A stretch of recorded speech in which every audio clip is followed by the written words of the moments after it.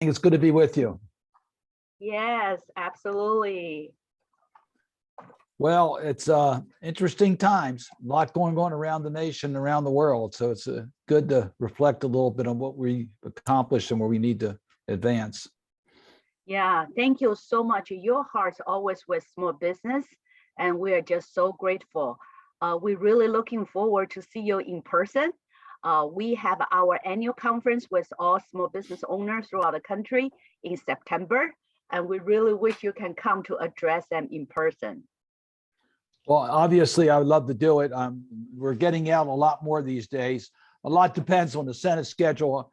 Because of the 50-50 Senate, we're sort of tethered to the Senate floor at all times. So if we can do it, we'll be glad to try to make it happen. We would love to have you as our keynote speaker. Well, thank you. I appreciate that.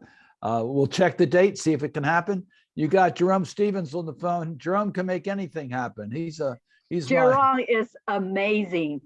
Absolutely amazing. I'm very fortunate. The people of Maryland are fortunate to have him working for Yes, them. that's right. Okay, we'll just give it a little bit of time for everybody to join us. And for those that are here, thank you for joining our AAPI Strong Small Business Roundtable with Senator Ben Cardin. We'll get started in a few minutes, and just a few housekeeping rules if you can. If you are, as you can see, we have a meeting format. So that means everyone is going to be on camera. So Senator Cardin and our President and CEO Chilling Tong can see everyone's wonderful faces on this Friday afternoon. And we'll give it 1 minute and we'll get started. Also, if everyone can keep themselves on mute, if you're not speaking, we will allow for questions and answers at the end or towards the end of our meeting.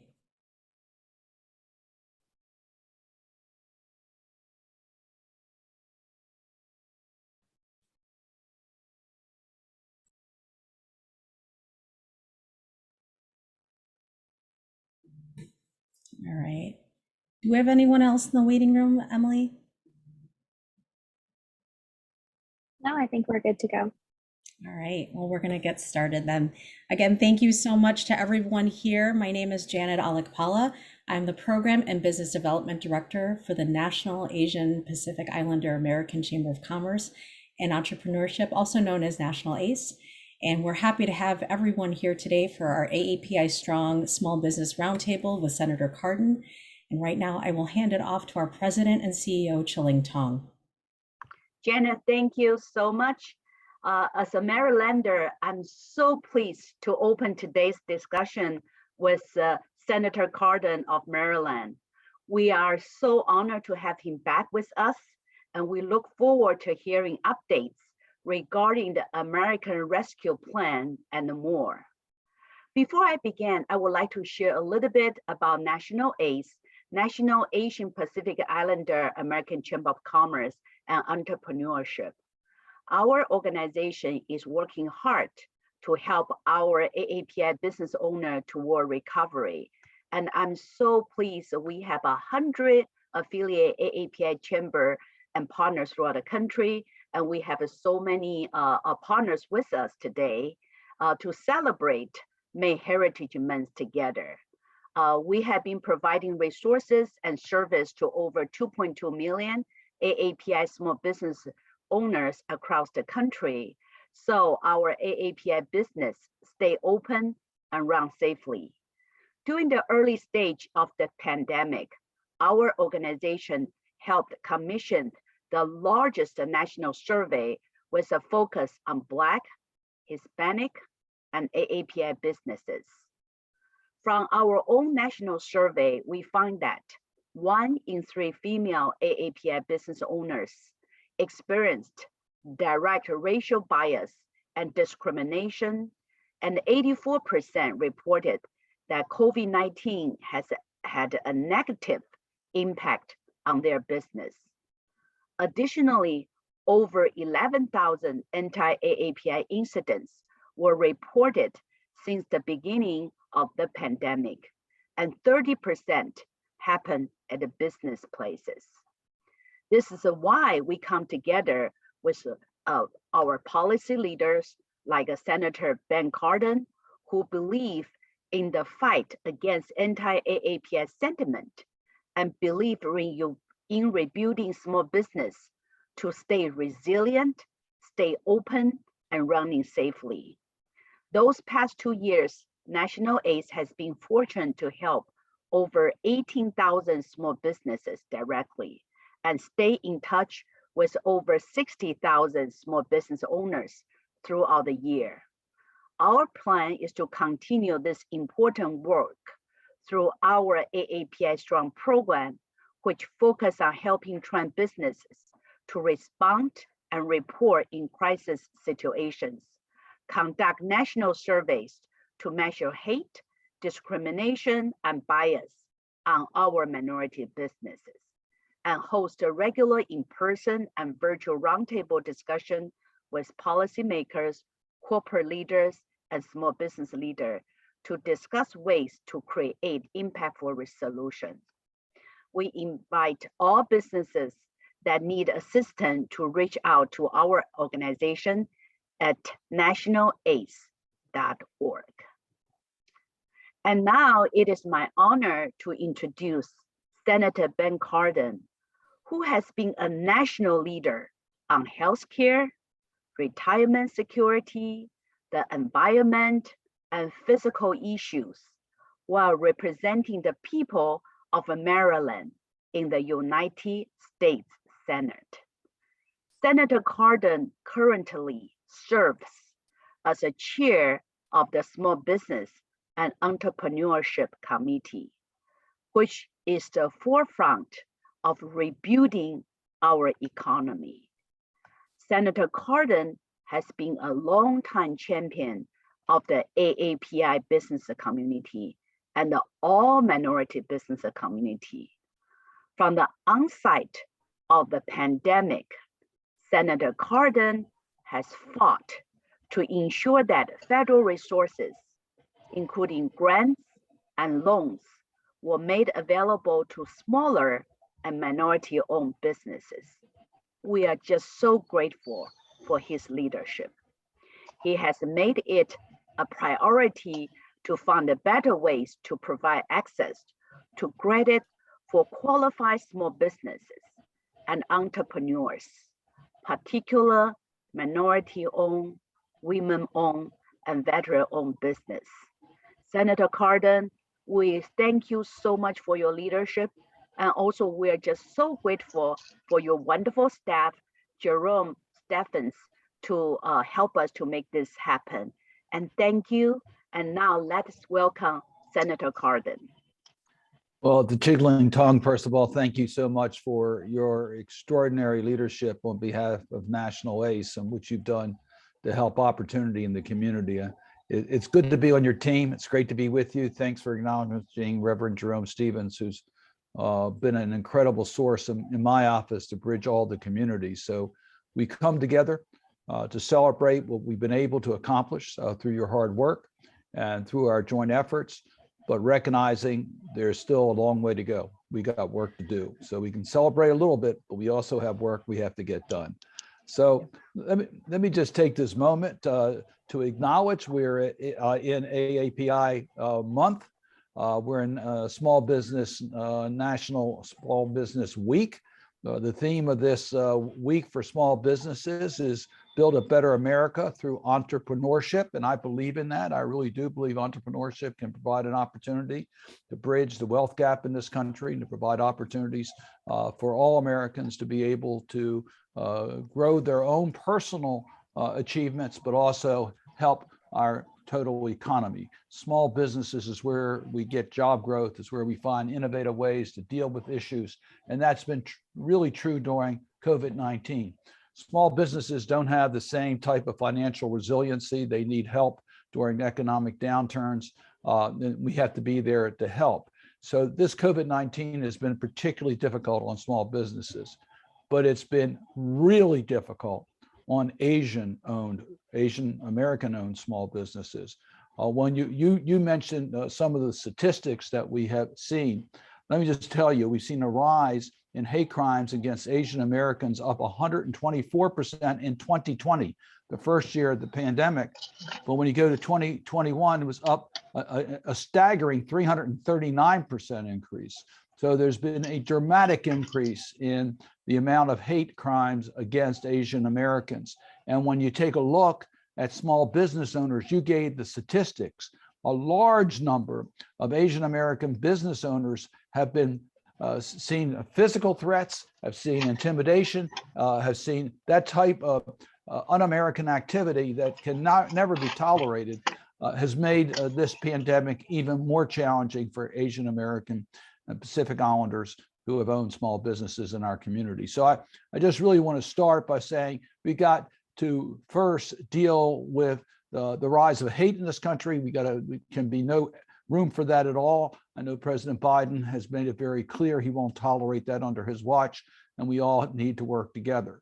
So let's talk about what's happened as a result of COVID-19. Starting in March of 2020, we recognized that we had to take dramatic action to help small businesses get through this pandemic. So we passed a series of programs, the largest being the Paycheck Protection Program, which was aimed at keeping the workforce intact for small businesses. We expanded the EIDL program to include advanced grants that provided some capital for small businesses, particularly the smaller of the small businesses. We passed the Shuttered Venue Operator Grant Program that allowed those businesses that were ordered to be closed as a result of COVID-19 the opportunity to be able to stay afloat. We passed a separate bill for the restaurants to help them because we knew how they were devastated as a result of COVID-19.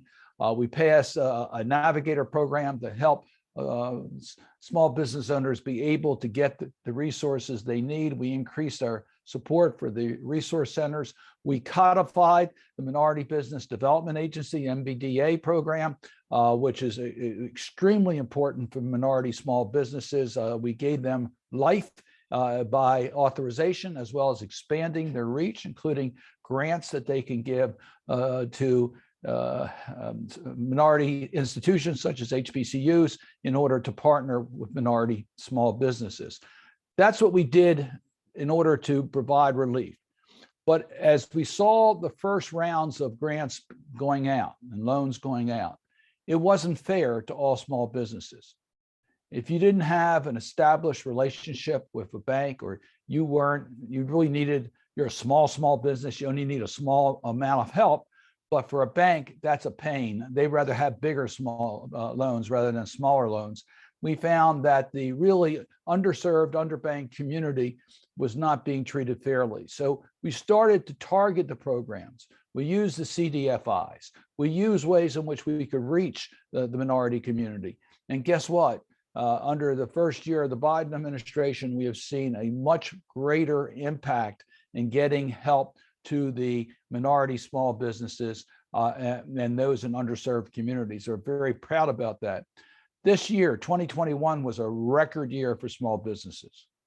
We had a record number of 5.4 million small businesses starting in 2021. That's up about 1 million from our previous record. But guess what? Guess who led the charge? Guess where the most activity occurred? In minority small businesses and women-owned small businesses. And that's exactly what we're trying to do to get to the traditionally underserved communities. But the lessons we've learned from the pandemic, we need to take forward. And that's why we need to do a lot more. We have a plan. We're going to need your help. We want to have a direct lending program in the SBA. We know that many small businesses, particularly minority communities, they're afraid to even apply for a loan because they expect they're going to be rejected. That's why we want the Small Business Administration to be able to make those loans to fill that gap and deal with those really smaller small businesses, those in underserved communities, so they can get the attention they need in order to be able to grow. We also want to expand and codify the Community Advantage 7(a) program. That's worked very well over the years. The administration just recently announced a 2-year extension of the Community Advantage program. We want to codify that program and make it work. We want to see diversified managers in the SBIC program so that can reach more communities. And many of the underserved communities don't have SBICs. We want to see that change, and we're working on that particular issue. And then where we're really excited about, We call it the Uplift Program. If you want to look at where it's virtually impossible for minority small businesses to be able to access capital, look at venture capital in startup companies. So we want to provide a program. I've offered legislation on this. This is in President Biden's Build Back agenda, and that is, let's provide help through the SBA to partner with minority serving institutions, HBCUs, community colleges, to start incubator programs and accelerator programs so that we can do a much better job in reaching out to help young entrepreneurs in underserved communities so that they can, in fact, take their idea, turn it into a business, turn it into economic opportunity and job growth for this country. That's where we are really excited. On Monday, I'm going to be at Bowie State University to present some additional money for them under a congressional earmark to build on their accelerator program. So we're doing everything we can to help to expand opportunity, but we need to listen to each other. We need to have a common strategy. And again, I want to thank, particularly I want to thank National ACE, everything you have done. You have been one of our great resources in the community, and we appreciate your help as we have developed the program under the Biden administration to reach those communities that have traditionally been underserved. I think we're making progress. We got to do more. Thank you. Thank you, Senator Cardin, so much for the high level view and all the work that you're doing for small businesses. And I just wanted to take a moment to introduce a lot of our partners here, our affiliate partners that represent our AAPI businesses in the Maryland and DC areas. I will hand it off to Cindy Shao, who is from the Asian American Chamber of Commerce. Thank you, Janet, and thank you, Senator Cardin. So our chamber is a regional chamber serving Maryland, DC, Virginia, founded in 2009.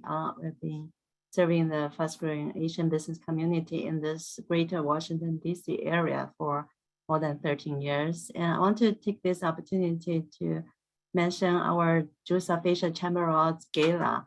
This year will be held in Maryland, and we're working with your office. They are going to probably pre-record a greeting video from you. We look forward to that. Thank you so much for your support. And thank you, National ACE, for having us as a partner. We're glad you're going to be in Maryland. That's great. Thanks. Oh yeah, first time. Thank you, Cindy. We have Michael San Juan from the Philippine American Chamber of Commerce of Metro DC.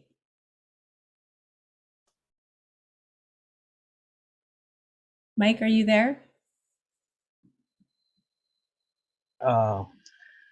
Thank you, Janet, National ACE, and Honorable Ben Cardin for all your efforts. I am honored and privileged to assume the role of President of the Philippine American Chamber of Commerce of the Greater Washington area.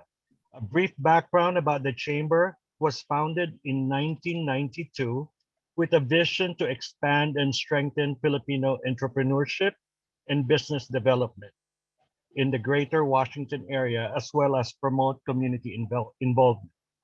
Our mission is to develop programs, seminars, and events to connect and support our members in both the business and community level. In fact, we host monthly networking events and regular webinars.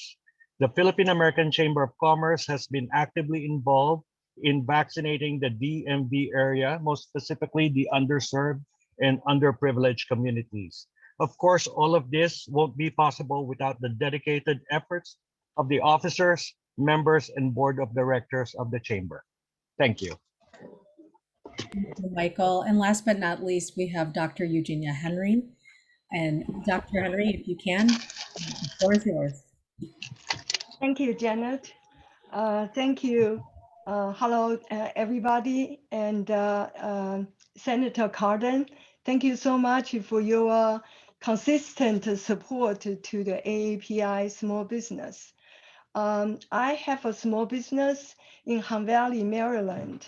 Started from 2011. We are doing clinical research, and I am the president of Taiwanese Chamber of Commerce in Washington, D.C. area. We have about 35 board of directors, each one of them owned a small business in Maryland and DC area. So we are very grateful for your bill, and in the past many years, you've been very supportive of AAPI small business. Thank you. Thank you, Eugenia, so much. So, Senator Cardin, you have a great representation of AAPI small business owners on this call today, and we're just so happy that everyone could join us and listen in on these updates from your office. So with that, I am going to kick off our question session with you. And, I encourage everyone on this call to send in your questions in the chat. We will field as many as we can for Senator Cardin, and we'll do our very best to answer. And if not, we can also stay in touch with Reverend Stevens post-call and send these questions off to Senator Cardin. So Senator Cardin, you were a driving force behind the Minority Business Resiliency Act of 2021, which was included in the bipartisan infrastructure deal that passed last year. This bill was made permanent by the Minority Business Development Agency. Why is this important for minority-owned businesses, and what does a permanent MBDA mean for AAPI businesses? Well, thanks for mentioning it. This was a long crusade to get this enacted. We've been working on this for many years, and we really are celebrating the fact that it was included. We not only gave it legal authorization, we also expanded the program greatly, giving it more opportunities. We created the Parent J. Mitchell Entrepreneurship Grant Program, named after the late congressman from Maryland, the first African-American congressman from our state, who chaired the Small Business Committee in the House and created the very first set aside on government contracts for minority contractors. So this is an opportunity under these grant programs to work with minority serving institutions to expand opportunity for government contracts in minority communities. So those expansions in and of itself were critically important. But the MBDA programs in the Department of Commerce. So this gives a focus at the Department of Congress in dealing with minority opportunities. Yes, we have the Small Business Administration, and they have a focus also to help minority communities. But we want to have more support among different agencies so that when we are working with the Department of Defense or we're working with the Department of Health, we have advocates not just from the Small Business Administration, but also from the Department of Commerce to provide opportunities for minority small businesses. Recognize that the United States government is the largest single purveyor of goods and services in the world. So we want to make sure that in using that purchasing power, that we allow opportunity in this country for all communities. And the MBDA now being codified, now being expanded, will provide us additional help to make sure that we can live up to our goal of making sure that there is increased participation. At the same time, I just want to point out, I introduced legislation that increased the percentage goals for minority contracts. The Biden administration has done that now administratively. So we're also putting our action with our words. So we really are expanding opportunity, and the MBDA was a very important part of that commitment.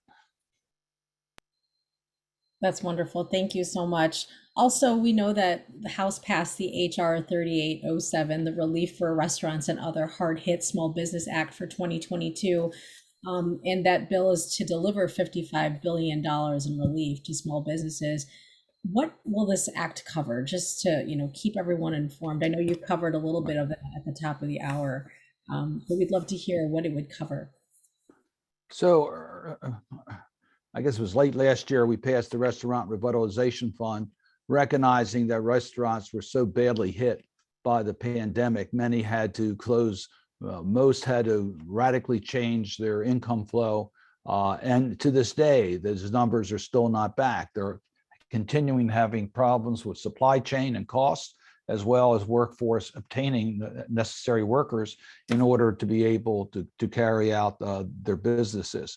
So restaurants have really been badly hurt. That's why we passed the bill to provide some relief for the revenue loss. When we opened the windows for the applications, we had $28 billion that had been appropriated by Congress. There was far in excess of that in demand. And those who got in line early, or there was some confusion as to priorities, many were left behind. Fully qualified, same as those who got the money, but because of their position in the application process, their applications were not approved before the money ran out. We need about $40 billion more in order to allow those restaurant owners that were eligible for the program, that were in line, to be able to get the help that they desperately need in order literally to stay in business. There's about 170,000 restaurants that fall into that category. So first and foremost, our legislation would provide the funds to be able to complete that obligation. It's bipartisan. Senator Wicker, Republican from Mississippi. I'm a Democrat from Maryland. The two of us are working together to try to get this bill accomplished. We've expanded the program to also include other type of industries where they were basically could not operate as a result of COVID-19. We're talking about operations such as charter bus services and boat fare and passenger boat ferry services. We're talking about extra gyms and places similar to that. We're talking about border communities which had closed borders where the businesses could not operate. There's a limited number of other businesses that we believe need that type of relief. The total about $8 billion. So the total bill cost is about $48 billion. And we hope we have an opportunity to offer that on the next appropriation bill that'll be moving through the Senate. Thank you, Senator. We're getting questions now coming through the chat, so I'm going to try to field as many as I can. And one of the questions that came in was, a lot of the funding for PPP went to larger companies. If anything, is anything else coming down the pipeline, particularly for small business? Well, you're right. I mean, the formula that was used for the PPP program was the amount of your payroll. So if you were a larger company, you got a larger amount of help through forgivable loans. But just as a more major concern was those who had established banking relations, generally the larger small businesses, they were first in line. And when a banker was deciding whether they were going to process a loan in the order of priority of processing that loan, they found it more advantageous to process larger loans. So if you were a company that had 1 or 2 employees, you were trying to just get a modest forgivable loan in order to keep your operations going, you didn't have a lot of interest among the banking community. So we found during the first round of PPP, and we ran out of money in PPP, we replenished those funds. But out of the first grants, it was very much concentrated in the larger small businesses and those that had established relations with bankers. We took steps to change that. When we replenished the funds, we devoted a substantial amount of the new money to CDFIs, which are mission lenders in underserved communities. We reserved money based upon smaller size, small businesses, and we really targeted the relief. When President Biden took the oath of office, he directed the SBA to be laser focused on helping the underserved, underbanked community. So working with the Biden administration, we have found within the last year and a half, we've done a much better job of reaching the underbanked, underserved, small businesses. And in fact, the Inspector General's reports that have been issued have verified that. So we've done a better job. And as I mentioned a little bit earlier, moving forward, we now want to target the relief to those who really need it. So as we develop the new programs to help small businesses, we are really laser focused on trying to help the underserved, underbanked community, the smaller small businesses. That's why I mentioned the Uplift program, which will work with minority serving institutions as partners, because then we can reach again to communities that have been traditionally not served. That's why I mentioned direct loan programs by SBA, because they could then tailor those programs to those who really need it the most. So we are looking moving forward to try to correct some of the challenges that we've had in the past. Thank you, Senator. Also, there's a secondary question to that, and it says, are there plans to continue the employee retention credit into this year for small businesses? Well, the employee retention credit, the program I worked with Senator Wyden, the two of us were the principal sponsors to get that done and to make sure it applied to small businesses.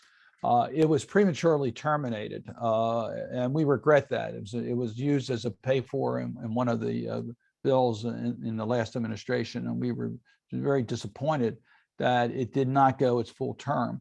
We do think there's still need for the employee retention credit, and there's negotiations taking place, and I'm very, very supportive of trying to provide additional relief. I don't want to give false hopes. We don't have any foreseeable path forward right now on a tax bill that would include that, but we are working. I think it's a valuable tool. It allows particularly small businesses to be able to retain their workforce.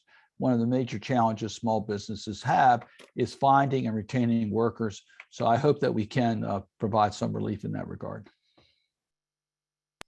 Thank you for answering that. I know the chat is hot today, so it is. I think it's great that so many people are getting they're becoming courageous now to ask more questions. So one of the questions that we're getting is, what do you foresee in the coming economy and small businesses that are dealing with inflation, shortage of workers, supply chain issues? What can you say to them? Well, as I said earlier, small businesses do not have the same resiliency. So when there's a challenge in the economy, it hits them the hardest. So we have several challenges. One is the supply chain you just mentioned. The supply chain has been disrupted. Why? Well, we have a war going on in Ukraine. Russia's unprovoked attack and horrible atrocities they're committing in Ukraine. Well, that's disrupting the energy sector. And when the energy sector is disrupted, energy prices go up. And if you're a small business owner, that can be a real significant burden in your business. You also have supply chain interruptions because of the war. So we're not getting all the products on the shelves or that you need as quickly. So I've heard from small business owners, they can't get product in a timely way. And if they can get it, it's a lot more expensive, and they can't change their prices to make up for that loss. And therefore it's an additional burden. So we have to deal with the cost issues. And President Biden has been committed to bringing down the costs. That's why he's in his Build Back Better agenda, he deals with some of these issues. We're looking at passing right now a bill that went to conference yesterday in the Senate, the competition bill that would provide a more reliable supply chain, have more domestic manufacturing, so we don't have to worry about cargo ships being held up trying to get into this country or going through autocratic countries where we have no control over. Try to make sure we have reliable domestic sources right here. Last point I want to mention is workforce. We really do need to ease the workforce for small businesses. There's a lot of reasons for that. I'll mention two.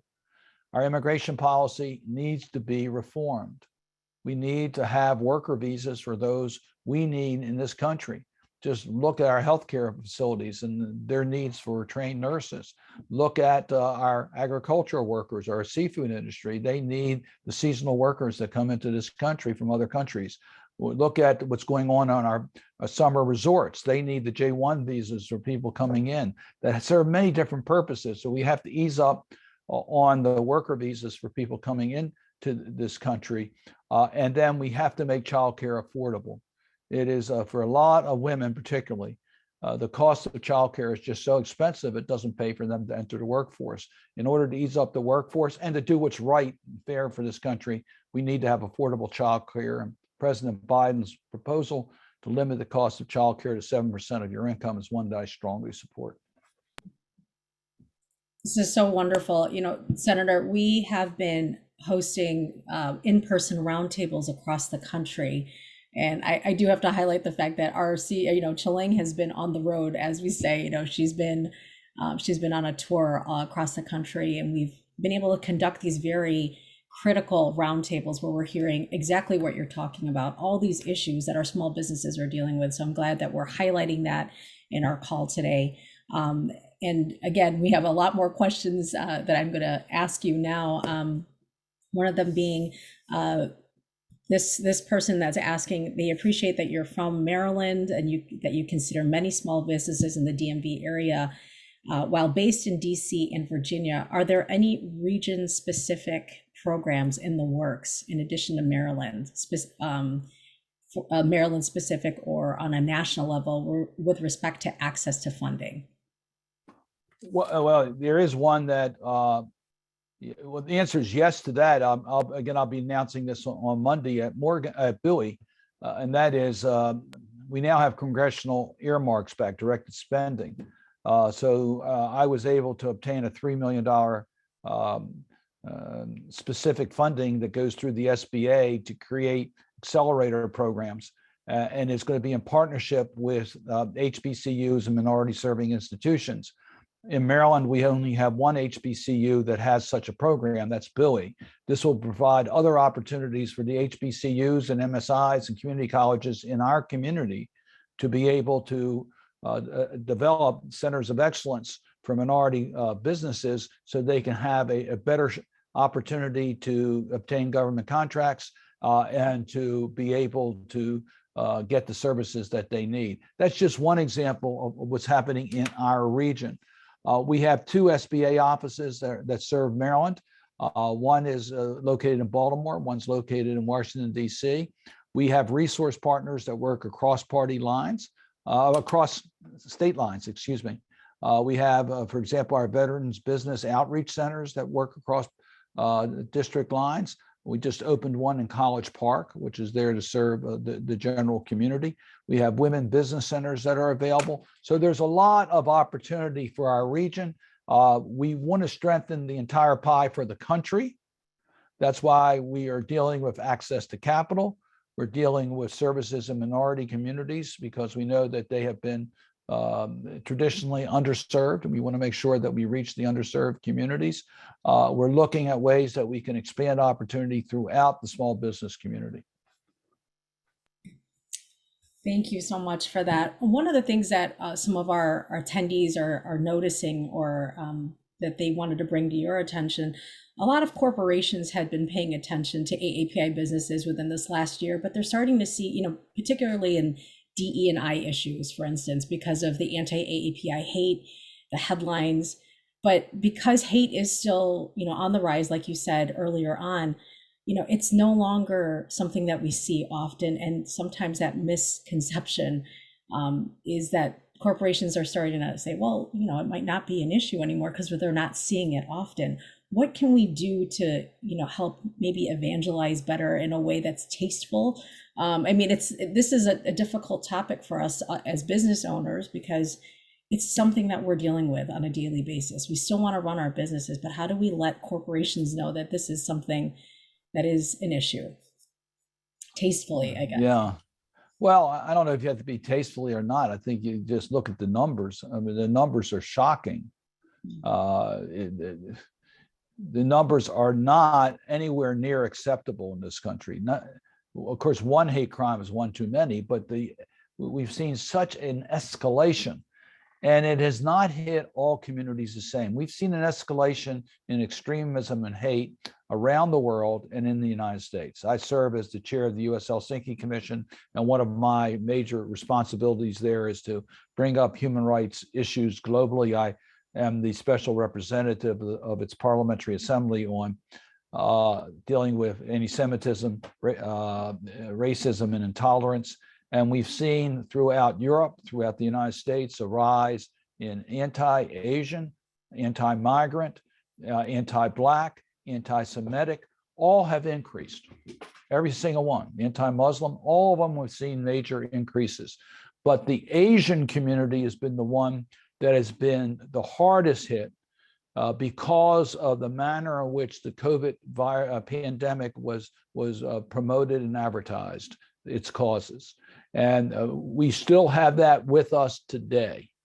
So we need corporate leaders to understand the risk factors of any hate in our community, but we have to stand united together. This is not an Asian American problem. It's an American problem. And they need to own it. And they need to be part of the solution. They can't sit on the sidelines. I appreciate that, Senator. So with that, public safety is critical to business success. And I'm going to try to combine two questions together in response to this. But in the past few months, many personal injury accidents relevant to Asian Americans have been reported in the subway systems in New York and other cities. Some accidents are caused by mentally, people that are challenged mentally. In some cases, people are pushed off of platforms.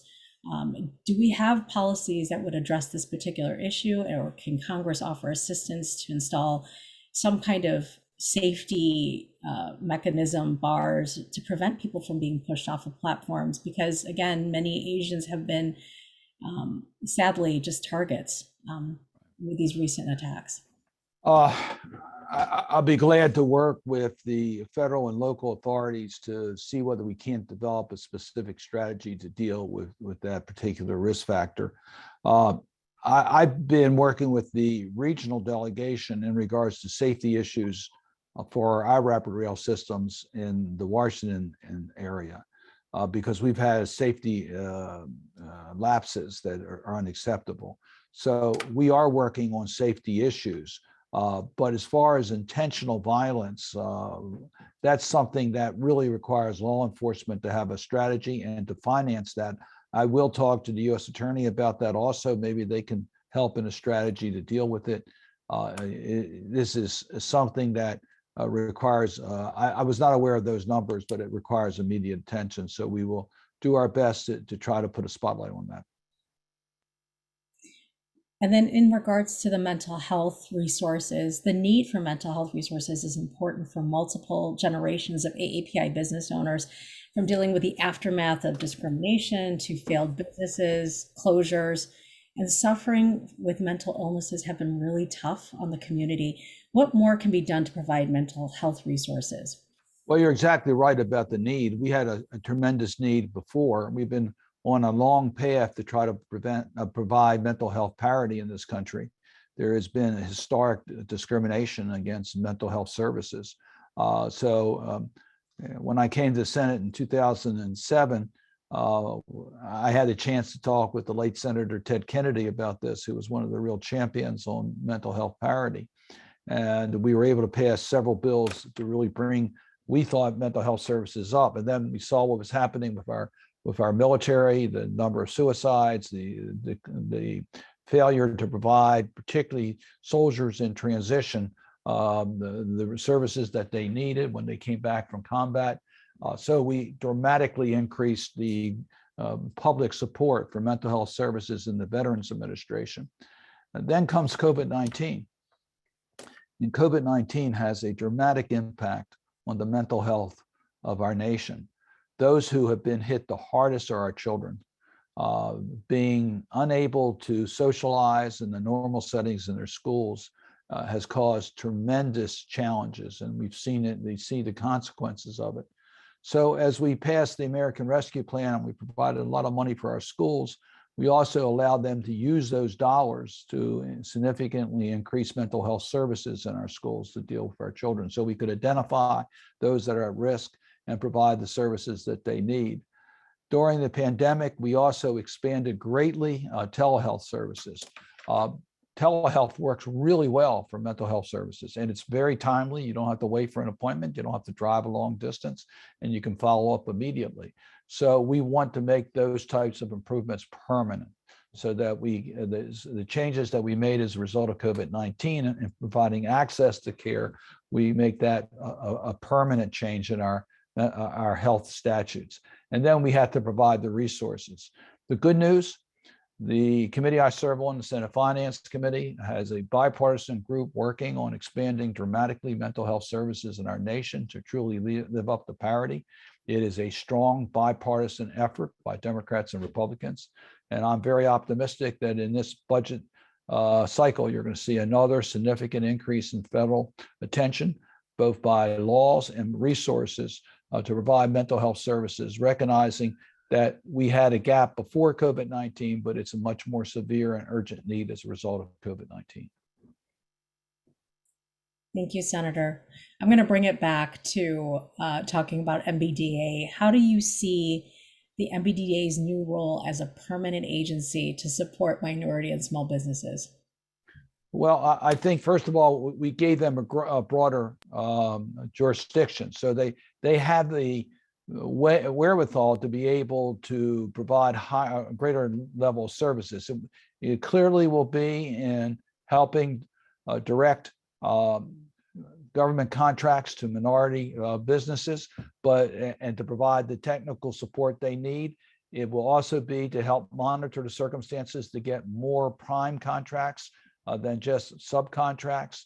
It will also be for providing mentoring services to small businesses so that they can compete or help in the 8A certifications. All that's going to be done assisted through the MBDA expansion. And then we have the grants themselves that will provide direct grants working in partnership with minority serving institutions. So there'll be partnerships now between the Department of Commerce and the MSIs, minority serving institutions, which they didn't have that capacity before. So there's a much stronger capacity. To match that, we're providing more budget support for MBDA. Now that it is an established, authorized legislative agency with an increased mandate, it's a lot easier to provide the type of resources that are necessary to meet the need. Thank you for making it permanent. We are so grateful for that. I do have another question here. Small business owners are having trouble being able to keep up with the high taxes and fees required to maintain their operations. And the current tax system does not adequately account for the nature of small businesses and fails to make accommodations and adjustments between small and big businesses. Can anything be done to fix this? I was on a panel on a program yesterday on small business, and the question was asked in a similar vein in regards to the healthcare system. And my answer is going to be the same on taxes and on healthcare. We need to make sure that when policies are developed, there is a sensitivity to the impact on small businesses. Most small business owners, almost 100%, pay their taxes through the individual tax code, not through C rate corporate taxes. So we need to reform the income tax code to reflect that so many of our small businesses depend upon the provisions in the individual tax code for how they run their small business. And to date, there has not been that sensitivity. The pass-through rules that were used to try to equalize in the 2017 did not work to help small businesses. It didn't at all. So we have to find ways in which we can help small businesses through the individual tax code. We already talked about the retention credit. That's one way that we can do this. There are ways that we could really liberalize pass-through entities so that business income can get a lower tax rate commensurate to what the corporations that use the C rate are using. There are ways that we can deal with this. We can have certain exceptions in the tax code for smaller businesses so that they don't have to be burdened by some of the other provisions in the tax code. There are ways that we can do it. I've had conversations with Senator Wyden, who's the chairman of the Senate Finance Committee, about the sensitivity to small business. And he is sensitive to it. And he's working with me on any of the tax provisions to make sure that we deal with small businesses. Let me just point out also, we just passed not just, but we recently passed the USMCA. That's the free trade agreement between the United States, Mexico, and Canada. We're now looking at some more trade agreements in regards to China and the Asian Pacific region. And in each of those, we have what's known as de minimis rules that are there for small business. In the USMCA, we had a separate chapter to deal with small businesses so that they could participate in international trade. We are going to make sure that policies that are developed, whether they are in the tax code, our trade code, healthcare code, are sensitive to the unique concerns of small businesses. Thank you, Senator. I have another question here. The Great Resignation has been a significant challenge to small business operations, and it's been really tough to find workers and entrepreneurs, and we're unsure as to why. For AAPI businesses, it's been hard to find employees, even though there are many who are looking for work. How do we answer that? Well, there's many reasons for that. It's hard to find a trained worker for your needs. We need more workforce development programs, and we have provided additional resources for that. It's got to be a partnership with state and local government and the private sector to develop the types of training programs. We have to have sensible immigration policies. We need immigrants to fill many of these roles, and we have to recognize that and have a policy that makes sense. We have to make it worthwhile for women to be in the workforce. Childcare, I mentioned that earlier. We got to deal with the leveling the playing field on benefits so that when you work for a small company, you are not at a disadvantage as it relates to your compensation and benefits. So there's a lot of areas that we have to work on. But this particular moment, you look at the unemployment rates in this country, we don't have enough workers. I mean, the bottom line is we don't have enough workers. And then if you're in a business that is a frontline business during COVID-19, workers didn't want to be on the front line. You know, they were worried about infecting their families. So we have to recognize that some of these professions, we need to do a better job in protecting the workforce. There's so many reasons here. We got to pass the Equal Pay for Equal Work Amendment. We discriminate in our pay structure so much based upon gender and other issues. We got to pay fair wages if we expect to get the type of workforce that we need in this country. And small business owners can only compete within their field. They're not going to be the drivers of these decisions. So we have to have policies to make it possible to have a workforce bench that will allow small businesses to be able to recruit trained workers and be able to keep those trained workers. So that's our responsibility. And quite frankly, right now, the circumstances are dire. There's just not enough quality workers that small businesses can find. All you have to do is go into a restaurant today and see how many tables are left empty and people waiting in line to use get into a restaurant. They just don't have the help. This is pretty common now in our community. I do have another question. I know we're running up on time because everyone's now warmed up and they're asking a bunch of questions. But about language access for state licensing, can Congress help to provide more spoken like Asian languages for licensing? This can help a lot of small AAPI businesses, and it'll help generate more revenue. Well, there are programs that we do have to provide assistance for where English is a second language. We do have programs that deal with regulatory issues so that we help agencies provide services. Our own federal agencies provide help in multiple languages.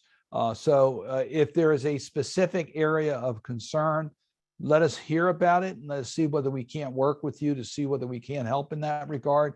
I can tell you that I've seen a significant change in the accommodations, recognizing that we have to be able to communicate and we have to recognize that we are a very diverse nation and we have to make sure that people can communicate and receive the help that they need. It's also a safety issue in a lot of these issues. We have to make sure that we are providing the services that are needed. So we clearly have it for our immigrant population. That's part of the immigration policies of this country. We have it in our educational systems. I'm very proud of our school systems in Maryland. We have multiple languages that are spoken in our school systems in our state. So we're very proud about that, and we can always do a better job. And this is the last question, and this is a personal question. We all admire your energy, your sharp mind, your positive thinking during this challenging time, and heavy, you do such heavy lifting for all of us as a senator. Any advice for our small business owners to keep positive during this time? Well, yes, you're living in the greatest country in the world. And I mean that. I've been able to travel to a lot of countries as a congressman, as a senator. I just got back from Japan. Wonderful country, lots of opportunity there. It's a wonderful place to visit. I still want to live in the United States of America. To me, it's the best place, the greatest opportunities. but it has challenges. Every country has challenges. So we've been on a path for over almost 250 years to keep this country moving in a progressive way. There are some days that things move in the wrong direction. January 6th was one of those days, one of the darkest days that I've ever lived through. 9/11 was a dark day. So we've lived through dark periods in the past, but we always come through this. And the way we come through it is for all of us to participate in our system, to be invested. I know it takes a lot of time to be a business person. I recognize that. But give some time to strengthen your participation in our community, to strengthen our community. It might be in your school, it could be in your environment, it could be in the political system, but participate. And if you participate, our country will even be stronger. So I guess my optimism is based upon the fact that I believe in this country. I think the values of America are our strength. We have embraced diversity. I understand not 100% of Americans. That's why we had the problems we've been talking about it. But we recognize diversity as our strength. But we really do depend upon participation. And when you don't participate, you really give that to someone else who may not share the same views you do as to what this nation should be setting as priorities. Senator, thank you so much. I know we are coming up on time, and I wanted to at least highlight, and dovetail on your comments and participating. AAPI Heritage Month is not just one moment. We can celebrate all year round, but we want everyone on this call, let's keep the momentum going. AAPI business owners here on this call, let's stay in touch. We want to keep you, apprised of everything that happens on a federal and local level. That's what National ACE is here for. We work with offices like Senator Ben Cardin's office on a regular basis. We have wonderful resources like Reverend Stevens on the call, who keeps us apprised of a lot of things where we can work in partnership together. And I wanted to just highlight some of our upcoming events. One of them coming up on May 12th. It's our virtual Heritage Month Business Summit, and we want everyone to attend, and we'll be happy to share with you some of this information. If you guys, hopefully you can see the graphic here. We're happy to share this with everyone. You can register on our website at nationalace.org. That is next May 12th from 1 to 3 Eastern.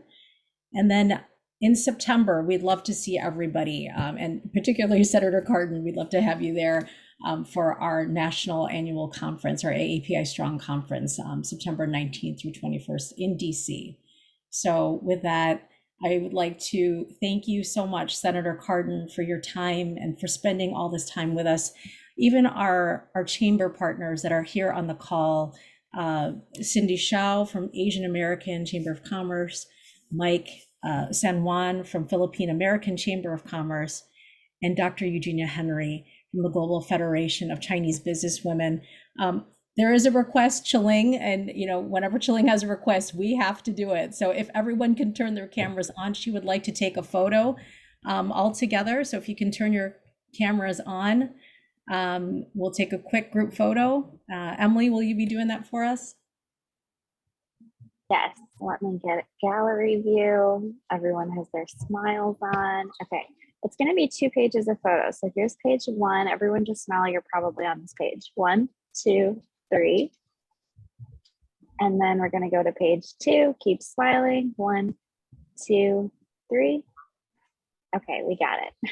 All right. Well, thank you everybody for joining on this call. We hope to see you again in future events. Please don't hesitate to reach out to us.